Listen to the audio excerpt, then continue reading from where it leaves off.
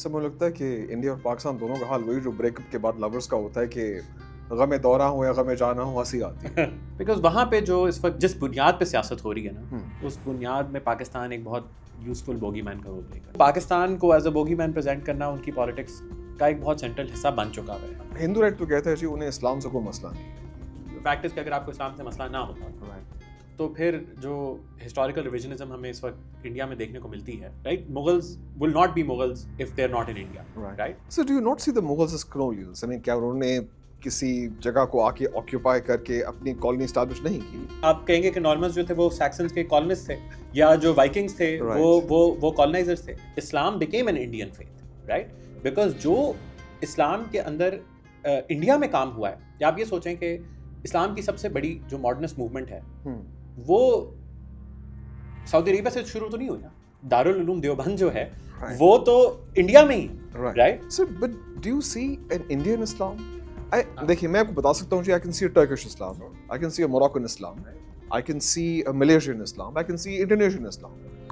Can you see a Pakistani Islam? You led with Indian Islam and then you turned into a Pakistani Islam. I think there is a, I agree. I think there is a subcontinental. एक constant movement चलती रहती है to revert back towards what the original.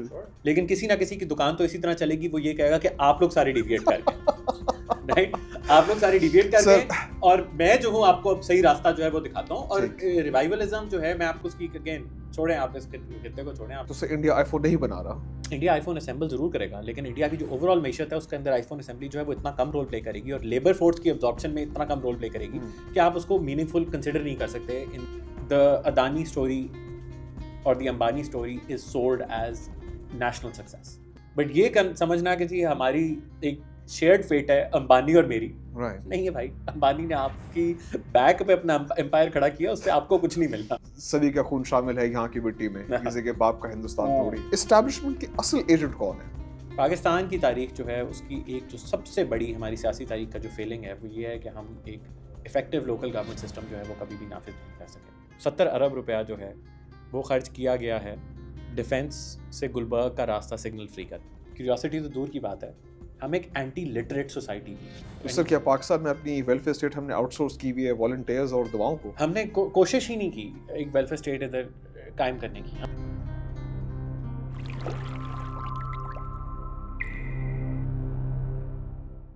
आप एक समाजी माहिर हैं, lumps के प्रोफेसर भी हैं, उससे पहले आप लंदन स्कूल ऑफ इकोनॉमिक्स और पॉलिटिकल साइंस में थे, कॉलम लिखते हैं आप डॉन के अंदर, खासा मशहूर कॉलम है, well read in India and in Pakistan.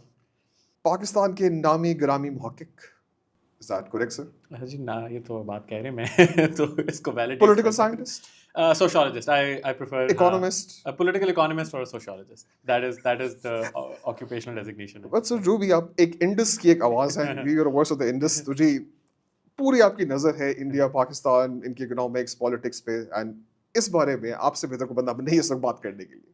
That's very kind of you. नहीं सर, आपके बारे में एक कोट है, मेरे एक इंडियन दोस्त ने कहा था कि this man can take a Karachi T dhaba and turn it into a case study on post colonial capitalism. क्या ये बात सही है?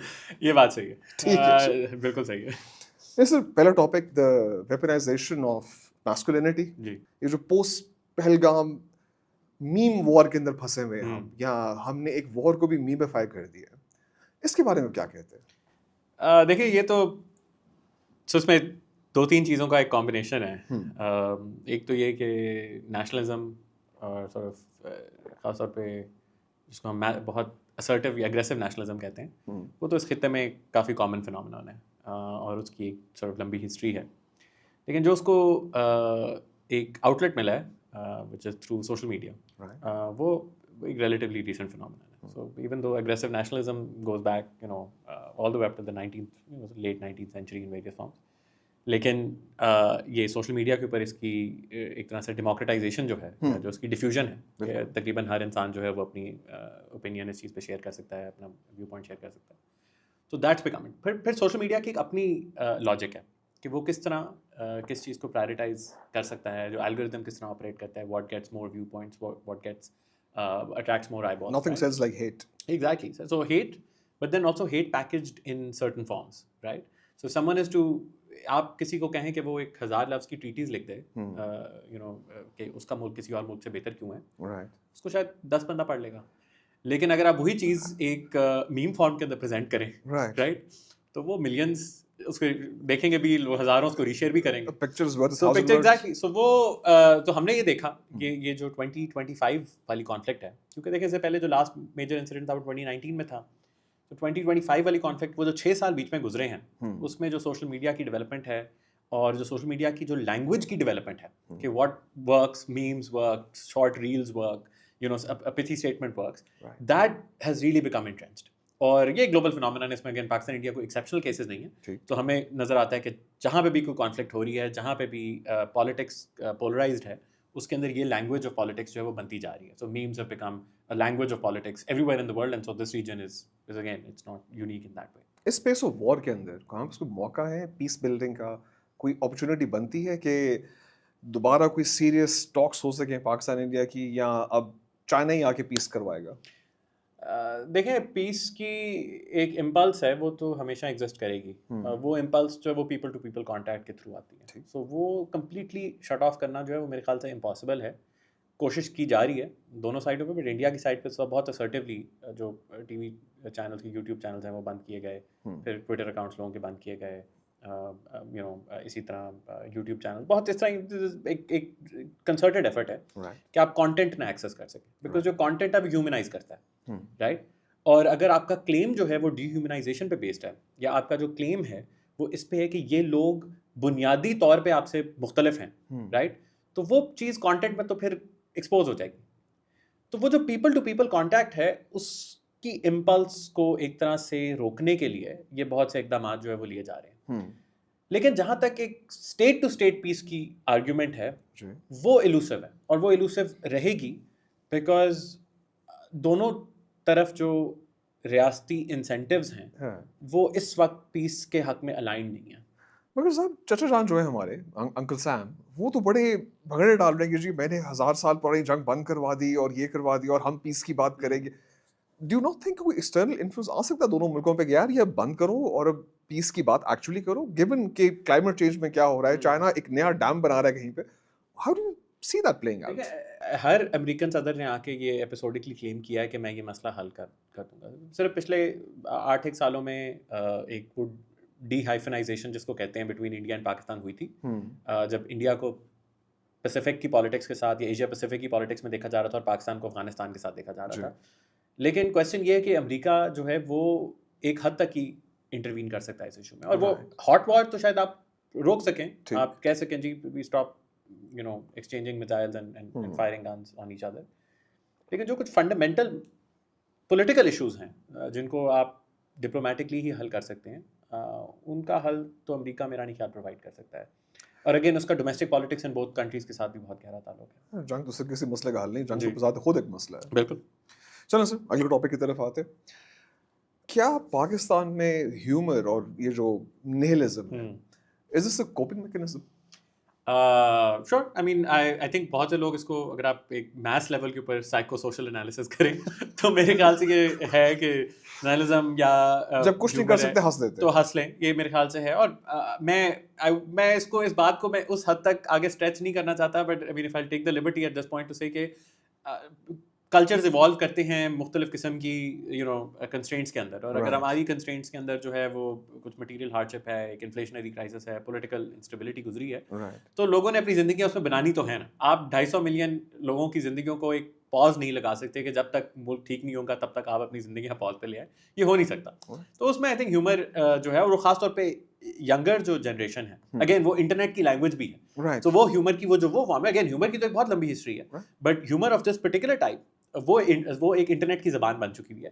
تو آئی تھنک ہم وی لین ان ٹو دیٹ لینگویج بیکاز وہ کچھ ایسی چیزیں ہم ایکسپریس کرنے میں ہیلپ ہوتی ہے جو کہ ہم آرٹیکولیٹ نہیں کر پاتے یا کر نہیں سکتے. تو آئی تھنک وہ دونوں چیزیں جو ہیں وہ میرے خیال سے وہ اس چیز کے اندر ہمیں دیکھنے کو ملتی ہیں. ویسے سر کیا یہ ہیومر جو ہے ہمدردی کا اشارہ ہے یا بے بسی کا؟ آئی تھنک دونوں ہیں میرے خیال سے. آپ دو بالکل ہے, کیونکہ بے بسی ہے جس کی وجہ سے you turn to satire, you turn to humour in various ان کی کریے. ہاں ایگزیکٹلی رائٹ. اور دوسری طرف لیکن یہ بھی ہے کہ آپ ایک سچویشن کے اندر خاص طور پہ کسی ہارڈشپ کی سچویشن میں آپ وقت گزارنا ہے تو this is one way of doing it right. I mean there is also lot of anger in this country. یہ بھی ہمیں بات بالکل اگنور نہیں کرنی چاہیے کہ غصہ بھی بہت ہے اس ملک کے اندر اور مختلف چیزوں پہ ہے. رائچیس بھی ہے اور کچھ سیلف رائچیس بھی ہے. تو ہمیں یہ humour is not just the only response جو کہ پاکستانیوں کا ایگزسٹ کرتا ہے. سر مجھے لگتا ہے کہ انڈیا اور پاکستان دونوں کا حال وہی جو بریک اپ کے بعد لورس کا ہوتا ہے کہ غم دورہ ہو یا غم جانا ہو ہنسی آتی ہے. I mean, really, دونوں طرف جو موڈ ہے خاصا اسٹرین سا لگتا ہے, especially on the idea of talking to each other. Yeah. India simply refuses. Sure. And Pakistan wants to talk about topics جو کہ India is not willing to converse on. I think India میں I'll say something جو کہ شاید آج سے 3 یا 4 سال ایون 5 سال پہلے میں شاید نہ کرتا, لیکن مجھے یہ لگتا ہے کہ جو انڈیا کی ڈومیسٹک سچویشن ہے پولیٹیکل, وہ سب سے بڑا بیریئر ہے اس وقت between sustainable peace across India and Pakistan. Because وہاں پہ جو اس وقت سیاسی جس بنیاد پہ سیاست ہو رہی ہے نا, اس بنیاد میں پاکستان ایک بہت یوزفل بوگی مین کا رول پلے کرتا ہے. بیکاز وہ ایک بڑی ایزی کنفلیشن ہے ہندو رائٹ کے لیے وہاں پہ اور نیشنلسٹ موومنٹس کے لیے مسلمانیت اور پاکستانیت کے درمیان. تو وہ پاکستان کو as a bogeyman present کرنا ان کی پالیٹکس کا ایک بہت سینٹرل حصہ بن چکا ہوا ہے. تو اس سے ریٹریکٹ کرنا جو ہے میرے خیال سے ہندو رائٹ تو کہتا ہے جی انہیں اسلام سے کوئی مسئلہ نہیں ہے. یہ تو ان کی پھر پالیٹکس بلائی نہیں کرتی نا. یعنی کہ فیکٹ از کہ اگر آپ کو اسلام سے مسئلہ نہ ہوتا تو پھر جو ہسٹوریکل ریویژنزم ہمیں اس وقت انڈیا میں دیکھنے کو ملتی ہے, جس میں مغلز کو 800 سال کی تاریخ جو ہے, جو کہ ایک انڈین تاریخ ہے, وہ کسی اور کی تاریخ نہیں ہے, right. Mughals will not be Mughals if they are not in India, right. جو اس کی ایک سارٹ آف اس کی ڈی کالونائزیشن کا جو اس کو نام دیا جا رہا ہے, کہ وہ کالونائزیشن تو نہیں تھی ان دا فرسٹ انسٹنس, رائٹ. وہ ٹھیک ہے, وہ اسی طرح تھی جس طرح بہت سے اور یعنی کہ انویڈرز آئے, بہت سے اور یعنی کہ جو ہے وہ بادشاہ آئے اور انہوں نے حکمرانی کی, بٹ وہ کالونائزیشن نہیں ہے. بٹ انہوں نے اس کو کولونیلزم کا نام دے دیا. اب اس کو ڈی کالونائز کرنے کے لیے وہ کوئی اپنی ویڈک روٹس جو ہے وہ ڈھونڈنی ہے, یا آپ نے کوئی جو ہے وہ پری انڈیا ڈھونڈنا ہے before the Mughals. That shows کہ آپ کا جو مسئلہ ہے وہ ایکچولی کسی لیول پہ جا کے اسلام کے رول پہ ہے جو اس نے سب کانٹیننٹ میں پلے کیا.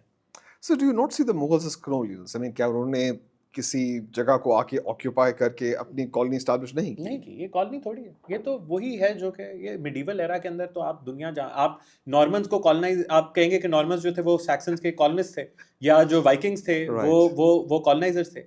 کلونیلزم ایک بہت کنٹمپرری کانسیپٹ ہے جس میں 2 قسم کی ہمیں کلونیل ریلیشن شپس نظر آتی ہیں. ایک سیٹلر کلونیلزم جس کے اندر میس مائگریشن ہوتی ہے پاپولیشن کی اور ڈیموگرافکس کو بدلنے کی کوشش کی جاتی ہے, جو ہمیں اسرائیل پیلسٹائن میں نظر آتا ہے, یا جس طرح ہمیں امریکہ کی ہسٹری میں نظر آتا ہے, یا ہمیں آسٹریلیا اور ایون ساؤتھ افریقہ کی ہسٹری میں نظر آتا ہے. دوسرے کلونیلزم وہ ہے جو کہ سب کانٹیننٹ کا ایکسپیرینس تھا کلونیلزم کے ساتھ, انگریز سامراج کے ساتھ, رائٹ, وچ از کہ آپ ایک اکنامک ریلیشن شپ کے اندر انٹر کرتے ہیں ود اے کنٹری جس کو آپ میٹروپول کا نام دیتے ہیں, جو کہ باہر ایگزسٹ کرتی ہے, اور یہاں سے پرائمری گڈس جو ہیں ان کو آپ شپ آف کرتے ہیں, آپ ایک مارکیٹ کریٹ کرتے ہیں. That is what we consider colonialism.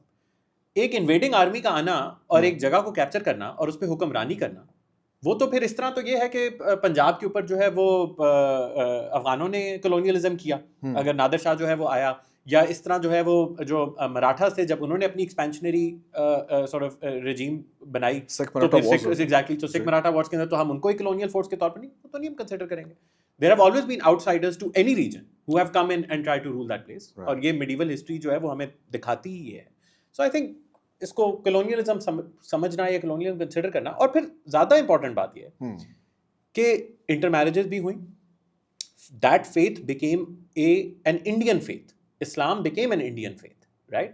Because جو اسلام کے اندر انڈیا میں کام ہوا ہے, یا آپ یہ سوچیں کہ اسلام کی سب سے بڑی جو ماڈرنسٹ موومنٹ ہے وہ سعودی عربیہ سے شروع تو نہیں ہوئی نا. دارالعلوم دیوبند جو ہے وہ تو انڈیا میں ہی ہے, رائٹ. اسی طرح جو کہ صوفی اسلام کے اندر جو سب سے زیادہ کام ہوا, ٹھیک ہے, جو سب سے زیادہ جدت آئی وہ بھی اسی خطے سے آئی. تو آپ یہ تو نہیں کہہ سکتے کہ یہ خطہ جو ہے یہ ایلین ہے ٹو اسلام, اور اس خطے کی ہسٹری آپس میں جڑی ہوئی. Sir but do you see an Indian Islam? دیکھیے میں آپ کو بتا سکتا ہوں جی, I can see a Turkish Islam, I can see a Moroccan Islam, right, I can see a Malaysian Islam, I can see Indonesian Islam. Can you see a Pakistani Islam? Of course. Okay. You led with Indian Islam and then you turned into a Pakistani Islam. I think there is a. I agree. So that देखिए, no, I both good think there questions. is a subcontinental Islam. I think there is a subcontinental Islam, and I think practices have evolved. आप जैसा for example मैं आपको उसकी एक छोटी सी मिसाल देता हूँ. ईद मिलादुन नबी की प्रैक्टिस है. ईद मिलादुन नबी जो है, जिस तरह इस खित्ते में सेलिब्रेट की जाती है, वो और बहुत से खित्तों में उस तरीके से सेलिब्रेट नहीं की जाती. साहब वो तो फिर आशूरा के भी कुछ ऐसी चीजें जो कि टर्की में आशूरा मुकम्मल मुख्तलिफ है. Exactly. So these are all rituals जो कि इधर की ज्योग्राफी, इधर की कम्युनिटीज़ के साथ इवॉल्व हुए हैं, और ये जिसकी वजह से वो रिलीजन का जो लिव्ड एक्सपीरियंस है वो लोकलाइज्ड है, राइट. तो मेरे ख्याल से हमें ये तो इस बात को तो हमें पीछे छोड़ देना चाहिए कि रिलीजन की कोई कोर एसेंस है जो कि समहाउ कहीं ऊपर एग्जिस्ट करती है और हम उस एसेंस से डिविएट कर गए. रिलीजन तो वही है जो इंसान, यहाँ पे मेरी सोशियोलॉजिस्ट हैट आ जाती है, रिलीजन तो वही है जो इंसान कर रहे हैं, राइट. तो वो जो रिलीजन जो है वो अगर यहाँ के इंसानों ने मुख्तलिफ तरीक़ों से उसके अंदर जो भी एक तो थियोलॉजिकल भी और जूरिस्प्रूडेंशियल भी जो इनोवेशंस की हैं वो भी, बट रिचुअल इनोवेशंस जो हमें हर तरफ नज़र आती हैं, that make it local version. मगर से फिर वो हर एक कांस्टेंट मूवमेंट चलती रहती है to revert back towards what the original. Those are modernist movement. वो तो आपको दुनिया के हर फेथ में नज़र आएंगी, वो आपको इवेंजेलिकल क्रिश्चियनिटी में भी नज़र आएंगी, वो आपको अब हिंदुइज्म में भी वेरियस फॉर्म में नज़र आ रही हैं. रिवर्जन जो है वो तो हमेशा रिलीजन, क्योंकि किसी ना किसी की, अब I am going to sound a little crash, लेकिन किसी ना किसी की दुकान तो इसी तरह चलेगी, वो ये कहेगा कि आप लोग सारे डिविएट कर गए, राइट. आप लोग सारे डिविएट कर गए और मैं जो हूँ आपको अब सही रास्ता जो है वो दिखाता हूँ. और रिवाइवलिज्म जो है, मैं आपको उसकी अगेन छोड़ें, आप इस खित्ते को छोड़ें, आपको मैं अर्ली 19th सेंचुरी के अंदर अमेरिका के अंदर जो टेम्परेंस मूवमेंट थी वो सब क्रिश्चियन रिवाइवल, जो पहला रिवाइवल था, राइट, पहला रिवाइवल जो था लेट 18th और अर्ली 19th सेंचुरी के अंदर, वो इसी बुनियाद पे था कि हमारी जो खासतौर पे उस वक्त की जो एक इमर्जेंट मिडिल और वर्किंग क्लास थी वो क्रिश्चियनिटी से बहुत दूर चली गई है, इनको वापस लेकर आना है, राइट. तो रिवाइवलिज्म तो दुनिया के हर रिलीजन में वेरियस फॉर्म में ज़माने में उनके स्टेडियम भरे होते थे और वहाँ पे प्रीचर्स आके कह रहे होते थे यू गाइस आर सिनफुल और New York city is a Dane of iniquity और इस किस्म की चीजें, राइट. और वो आज तक के जो मेगा चर्चेस हैं आज तक जो हैं वो किसी ना किसी फॉर्म के अंदर वही रिवाइवलिज्म का जो कॉन्सेप्ट है वो लेके चल रहे हैं, राइट. एक बड़ी अच्छी किताब है पॉल विलियम्स की, इट्स कॉल्ड शॉपकीपर्स मिलेनियम.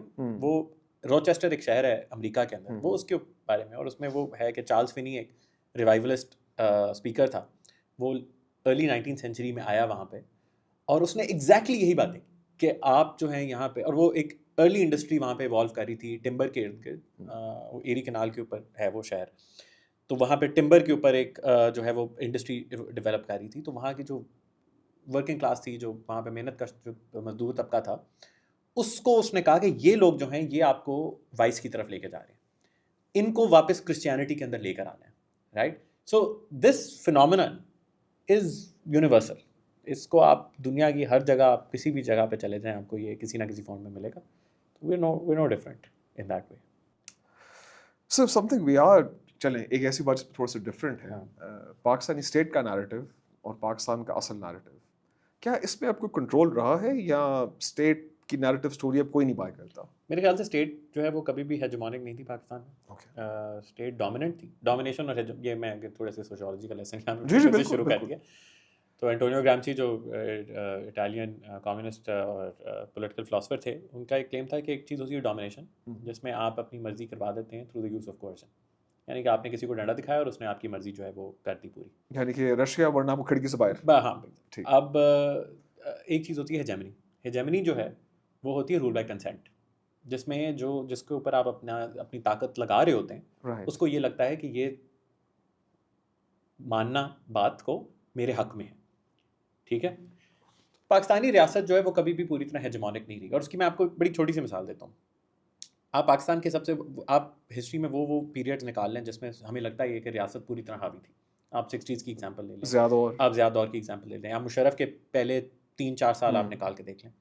क्या उस वक्त मुख्तलिफ सियासी मौक़ों पे आपको नज़र नहीं आता था कि किसी किस्म की रेजिस्टेंस जो है वो फिर भी एग्जिस्ट करती थी? बिल्कुल करती थी. अयूब के खिलाफ रेजिस्टेंस एग्जिस्ट करती थी, ज़िया के खिलाफ MRD थी, मुशर्रफ के खिलाफ चले शुरू में अगर रेजिस्टेंस कम भी थी तो बाद में लॉयड मूवमेंट के फॉर्म में निकली. तो स्टेट का जो नैरेटिव है उसको हमेशा से क्वेश्चन किया गया है, और उसकी एक जोग्राफी है क्वेश्चनिंग कि कई जगहों के ऊपर स्टेट का नैरेटिव ज़्यादा मकबूल रहा है और कुछ जगहों के ऊपर स्टेट का नैरेटिव जो है वो हमेशा से क्वेश्चन हुआ है. सो I think the reason why the current moment feels different to us, हमें अब ये चीज़ इसलिए मुख्तलिफ लगती है کیونکہ ہمیں وہ جو نیریٹو کی کوشچننگ ہے وہ ہمیں ریئل ٹائم میں نظر آ رہی ہے، رائٹ. جب آپ اپنا فون اٹھاتے ہیں اور آپ کو کسی کی ریل نظر آتی ہے یا آپ کو کوئی ٹک ٹاک ویڈیو نظر آتی ہے جس میں کوئی بندہ جو ہے وہ چیف منسٹر کے بارے میں کوئی بات کر رہا ہے یا کوئی آرمی چیف کے بارے میں کوئی بات ہو رہی ہے، وہ آپ کو لگتا ہے کہ یار یہ ریزسٹنس تو واقعی میں یعنی this is real time resistance, right. Resistance has had a long history اور ہمیشہ سے اس کی ویریس فارمز ہوئی. Again it's just technological change has made it somewhat sort of sir ابھی آپ نے بات کی ٹک ٹاک کی، ہاں. تو از the state more afraid of hashtags؟ I think the state is certainly, I think the state doesn't know what to do with hashtags. I think جو state کی جو ہمیں ملک کو پتہ ہی نہیں کرنا نہیں میں آپ کو میں بڑی ایک میں لیسٹ اپنی سینیکل اگر پرسپیکٹو سے بھی اس بات کو دیکھوں نا تو مجھے لگتا ہے کہ جو ریاستی ڈھانچہ ہے نا جی وہ اتنا بیوروکریٹائزڈ ہوتا ہے، وہ اس کے اندر اتنی بیوروکریسی کیونکہ وہ چلتا ہی اس سورٹ آف طریقے سے ہے نا، ان کو یہ نئی ٹیکنالوجی کے ساتھ ڈیل کرنا آتا ہی نہیں ہے.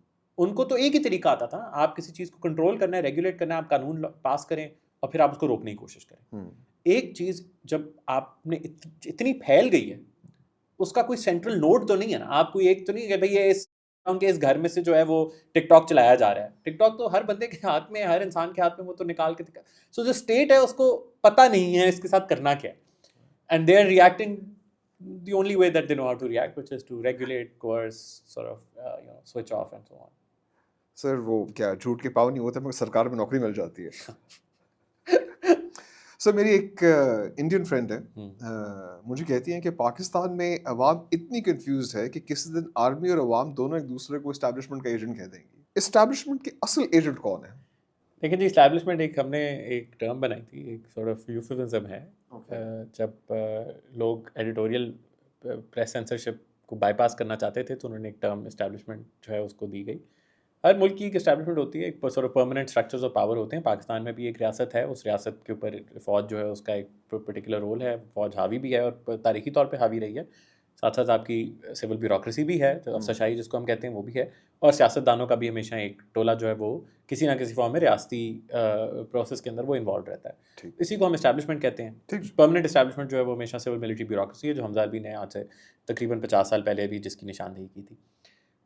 اب یہ کہنا کہ جی اسٹیبلشمنٹ جو ہے وہ اس میں تبدیلیاں نہیں آتی یا اسٹیبلشمنٹ جو ہے وہ کوئی اسٹیٹک اینٹی ہے، یہ بھی غلط ہے. کیونکہ آبویسلی پرسنل کی تبدیلی بھی آتی ہے اور پھر جن لاجکس پہ اسٹیبلشمنٹ آپریٹ کر رہی ہے ان کے اندر بھی تبدیلی ہمیں دیکھنے کو ملتی ہے. لیکن اوور ٹائم کچھ چیزیں ہیں جو ہمیں پتہ ہے، اور وہ یہ ہے کہ جو اسٹیٹ کا ڈھانچہ ہے، ریاست کا جو ڈھانچہ ہے، وہ سول ملٹری بیوروکریسی کی بنیاد پہ ہی چلتا ہے. And they remain the dominant sort of anti as far as this country is concern.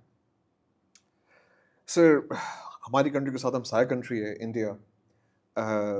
کچھ ڈاٹا شو کرتا ہے کہ وہاں پہ جو گروتھ ہوئی ہے وہ بڑی ان ایکول قسم کی ہوئی ہے. For example if you take the top 10% of India out, تو جو باٹم 90% رہ جائے گا that's below sub Saharan Africa. If you talk about G D P per capita, اس قسم کی ڈاٹا انالیسس کریں اس پہ. تو انڈیا کا ڈریم اور this dream of India is it over or it never really started?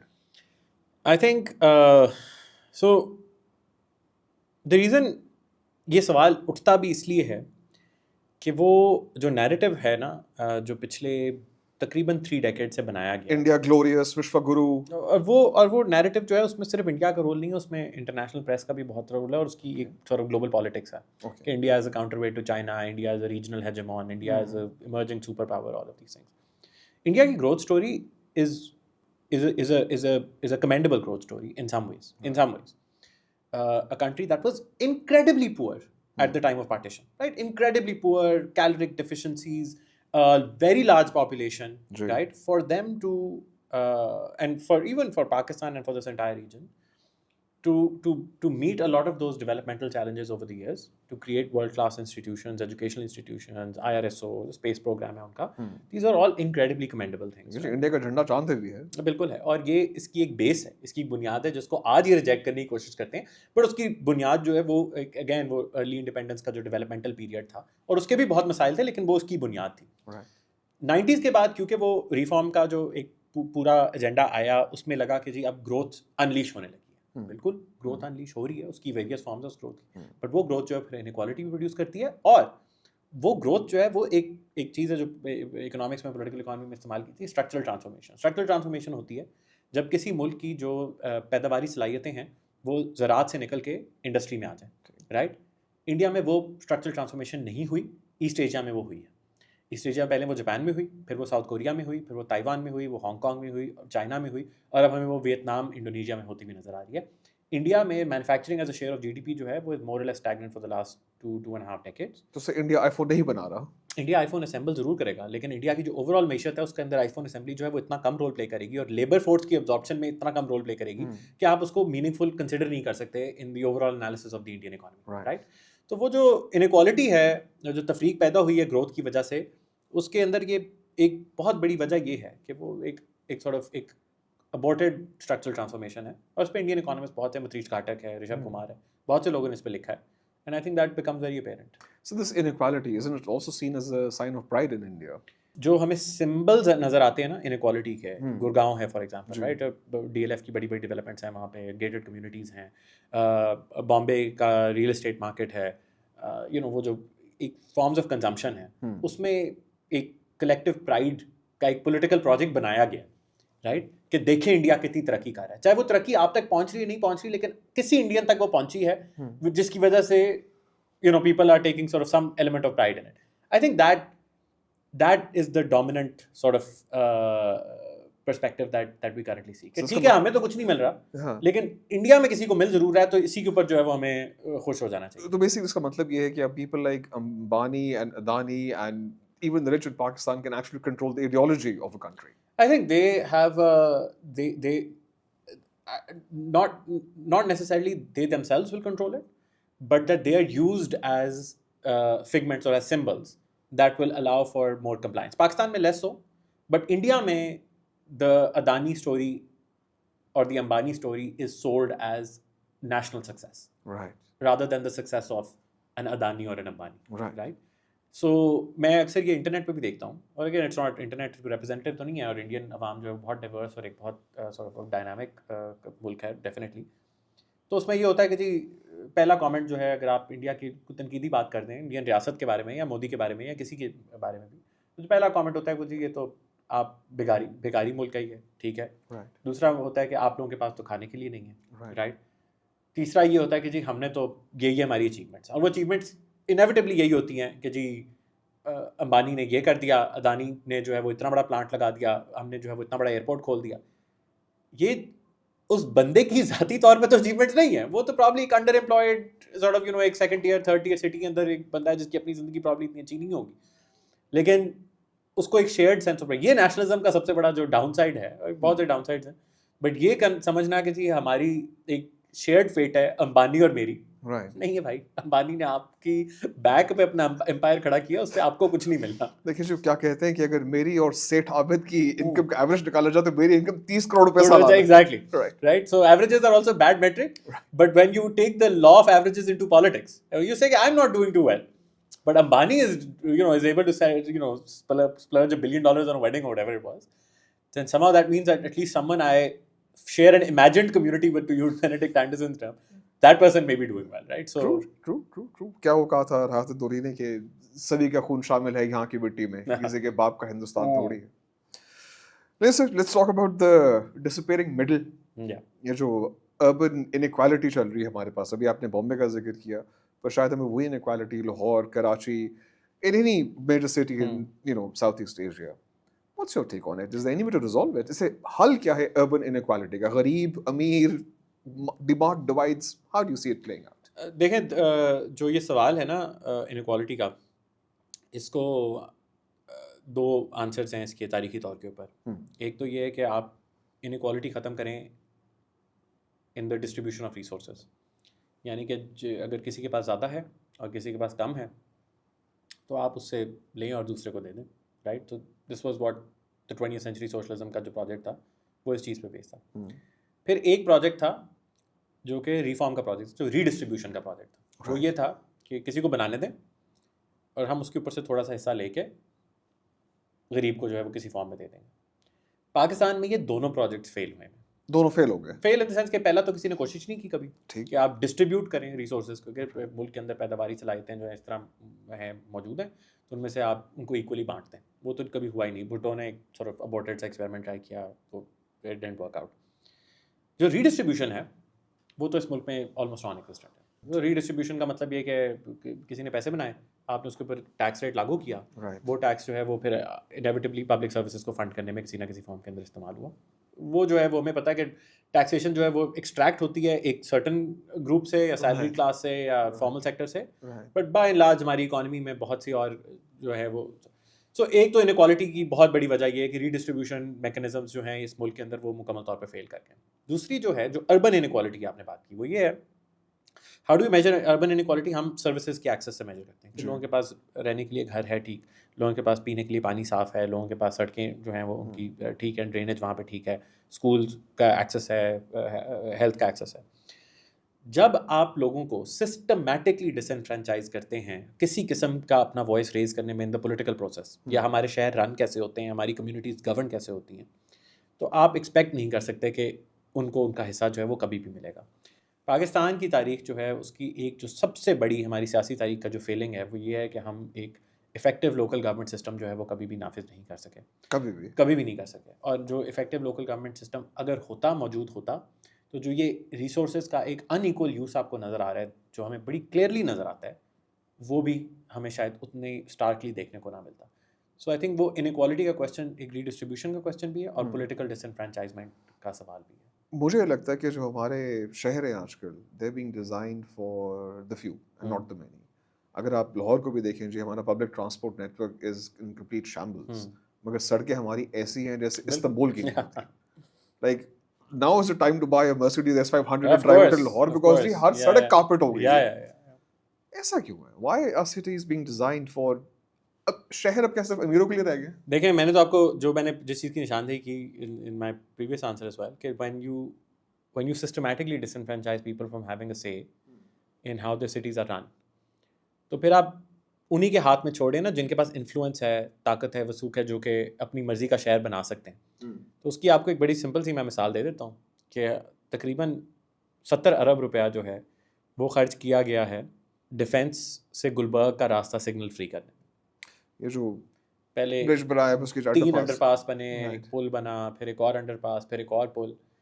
کیوں ہے یہ کہ ٹھیک ہے آپ نے 3 ٹریفک لائٹس ختم کی, سر کیوں ہے؟ اس کی بڑی آپ کو پتہ ریزنبل وجہ ہے, آپ پیٹرول سیو کرتے ہیں, پولوشن کم ہوتی ہے, اسموتھ فلو آف ٹریفک. انہوں نے بڑی اچھی وجوہات دی جو کہ شاید none of them stand up to scrutiny and all they've done is they've made the traffic situation much worse کیونکہ اگر کہیں ایک جگہ بھی کسی گاڑی کا بریک ڈاؤن ہو جائے تو وہ پوری جو سڑک ہے وہ بند ہو جاتی ہے.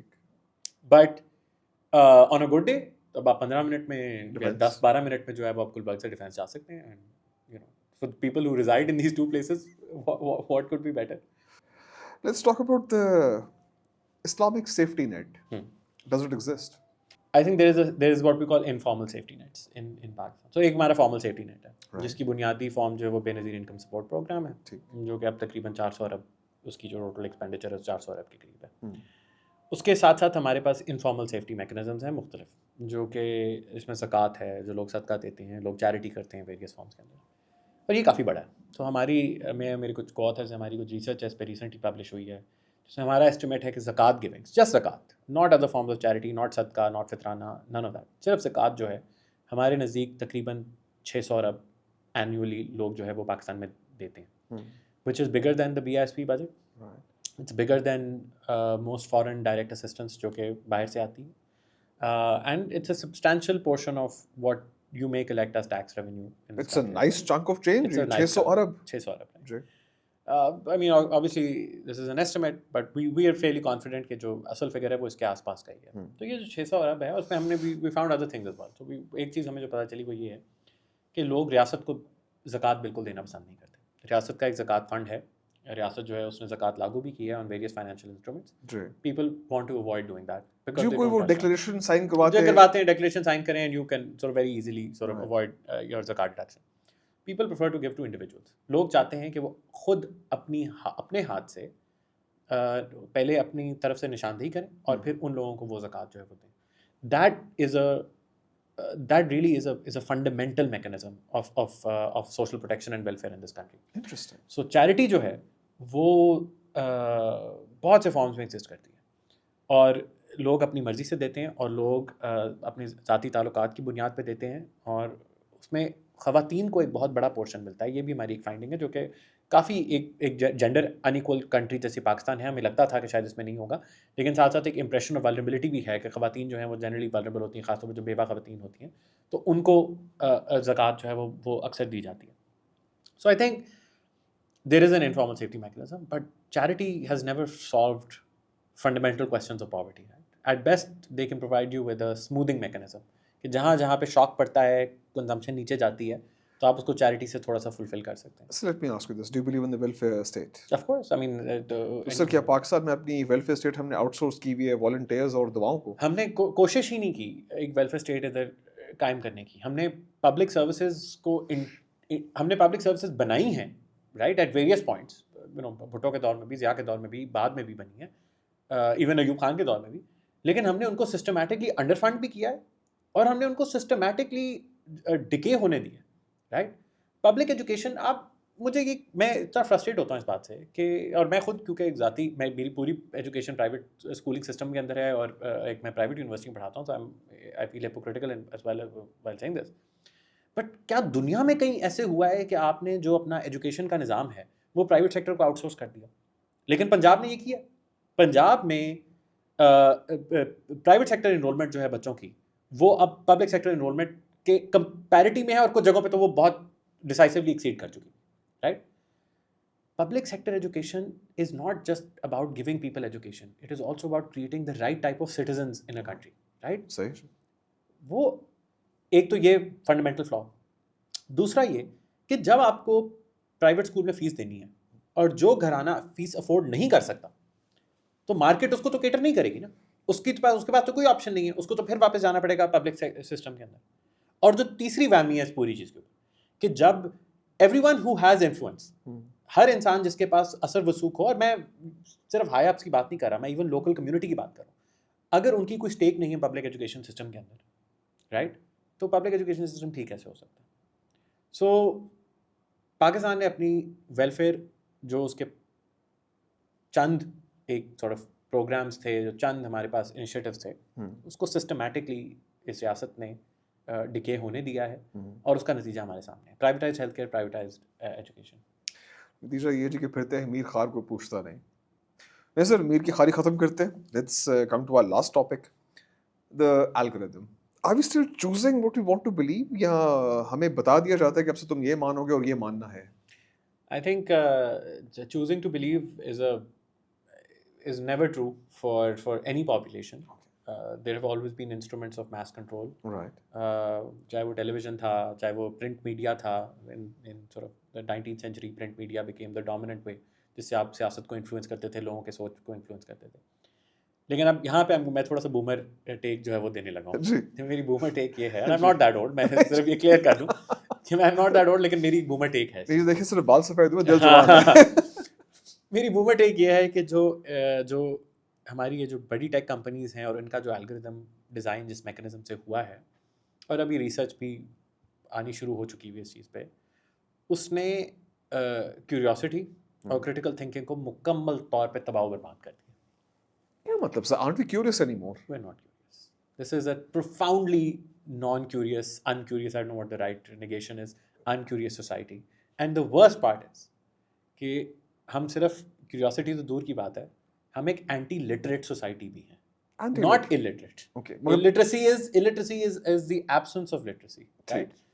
Anti-literacy is opposition to literacy. ٹھیک ہے.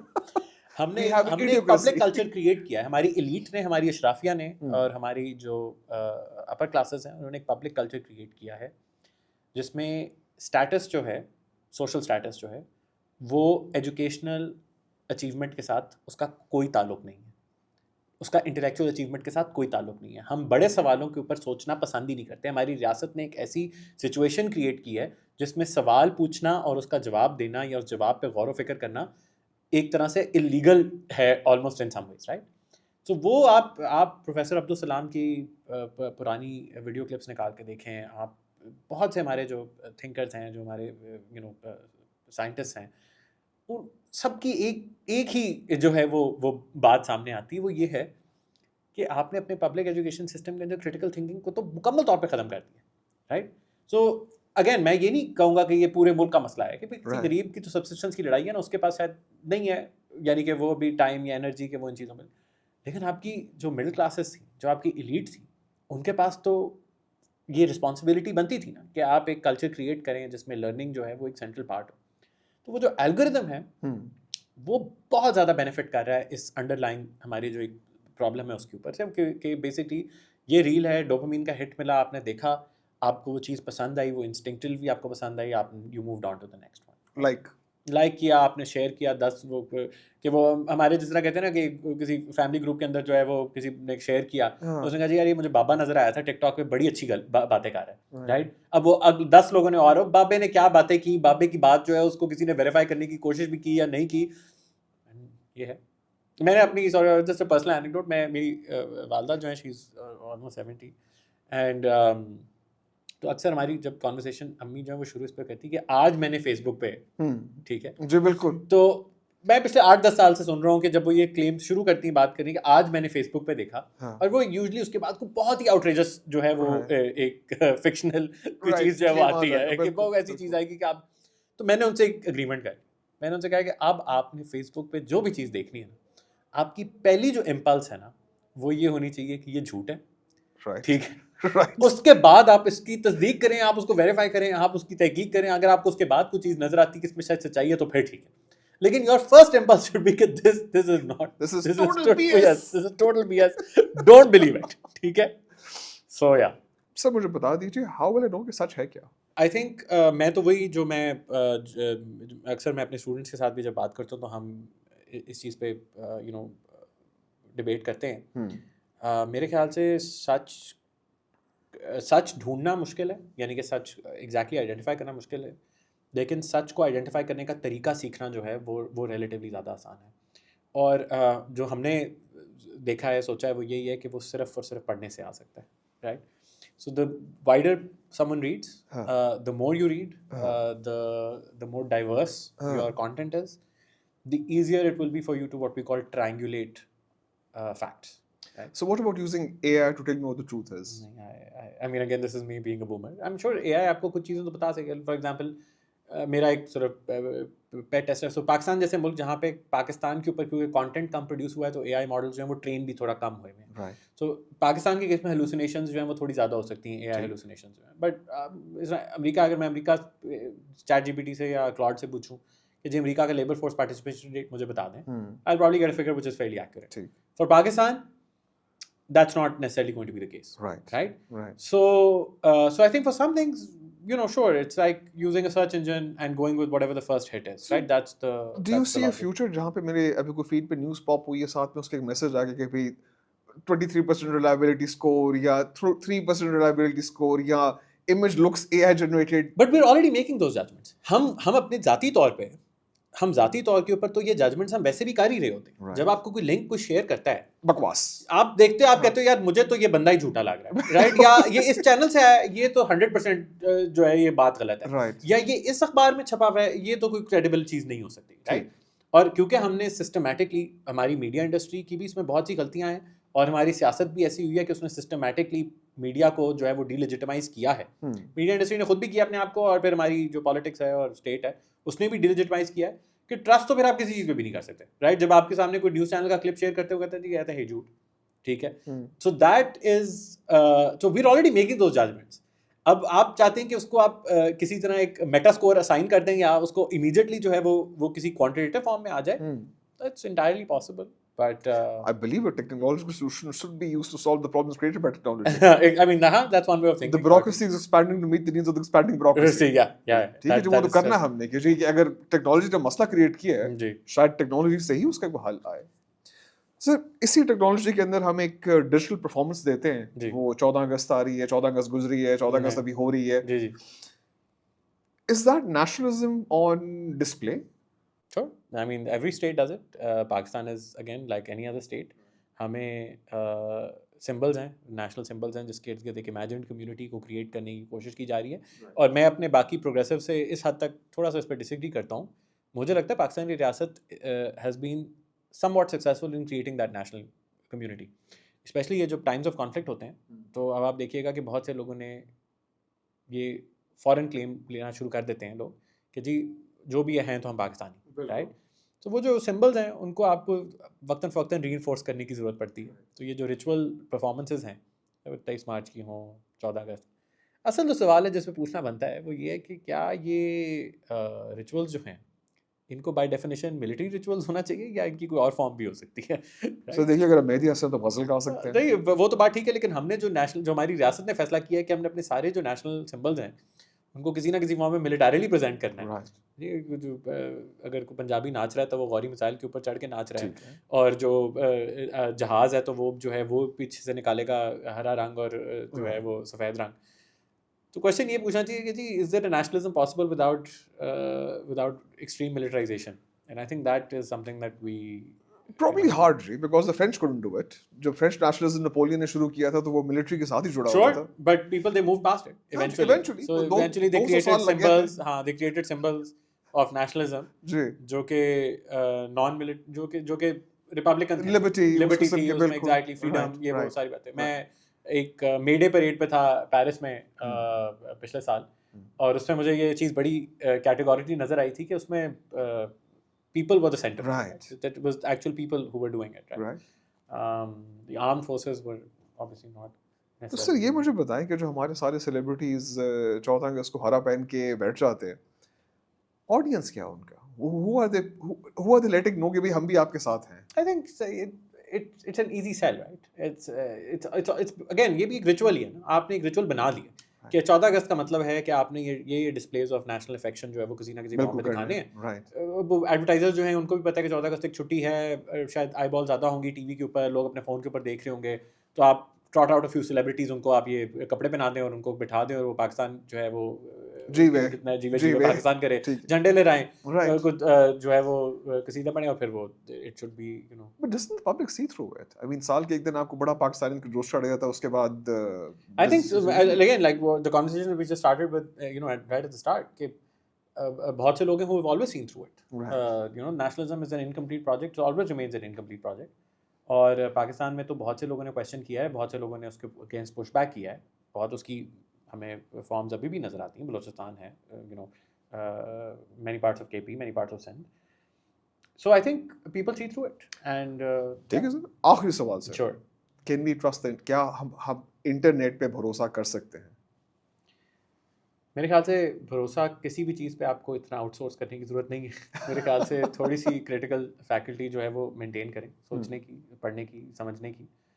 इंटरनेट जो है वो रेवोल्यूशनरी है बहुत सी चीज़ों में, नॉलेज की ट्रांसमिशन में, खासतौर पे for those of us who are in the global south. हमें बहुत सी दुनिया के बारे में चीज़ें जो है वो सिर्फ इंटरनेट के थ्रू ही पता चल सकती हैं. मेरे ख्याल से उसको एज अ टूल इस्तेमाल करें, लेकिन दिमाग अपना इस्तेमाल करें. झूठ लिखते रहे किताबों में, सच ज़माने से छुपाया गया.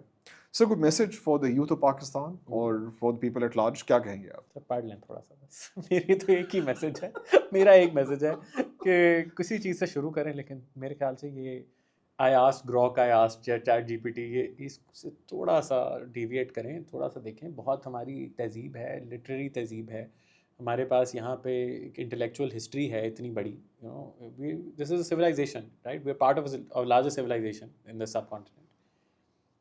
इसको इग्नोर नहीं कर सकते. मगर सर, ये जो आपने बात की है, ग्रॉक से ना पूछें और चैट जीपीटी से ना पूछें, ये आप डैम को रोक रहे हैं उंगली के साथ. हाँ, मैं रोकना तो है ही नहीं. मैं तो सिर्फ वो कर रहा हूँ कि भाई मेरा काम है ऐलान करना, ठीक है. अब आगे जो है, जो मुझे लगता है कि अगर एक मुल्क, एक स्टेबल पॉलिटिकल सोसाइटी, आपने एक स्टेबल पॉलिटी बनानी है, आपने एक जमहूरी निज़ाम कायम करना है, उसके लिए इंटेलेक्चुअल फ्रीडम जो है वो बहुत ज़रूरी है. तो क्वेश्चन करें, पढ़ें, तहकीक करें. इसके बगैर एक इन्फॉर्म्ड सिटीजनरी क्रिएट हो ही नहीं. मैं ये बड़े रिपब्लिकन आइडियल्स हैं सम वेज, मैं नेसेसरली इनके साथ भी पूरी तरह एग्री नहीं करता, लेकिन इनके बगैर पॉसिबिलिटी एग्जिस्ट नहीं करती, राइट? सो आई मीन वो stop outsourcing your thinking to Grok. Thank you so much, sir. You've been very kind, sir. Really appreciate your time. Nice. Really Thank you appreciate for it. having me.